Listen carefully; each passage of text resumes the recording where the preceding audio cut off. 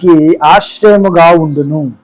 ఎవరైతే యెహోవాను నమ్ముకొని యెహోవా మీద ఆధారపడుతూ ఈ జాబ్ ఇచ్చింది, ఈ యొక్క బిజినెస్ ఇచ్చింది, ఈ యొక్క చదువు కూడా ప్రతి విషయంలో దేవుడే నాకు సహాయం చేశాడని దేవుని మీద ఆధారపడుతూ ఎవరైతే ఉంటారో వారు దేవుడు ఇక్కడ ఏం రాయబడిందంటే యెహోవాను నమ్ముకొని వాడు ధన్యుడు, యెహోవా వానికి ఆశ్రయముగా ఉండును.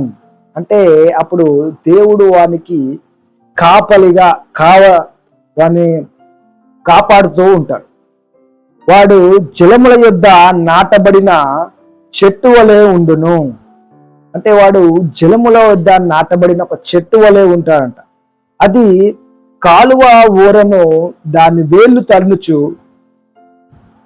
తన్నును వెట్ట కలిగినను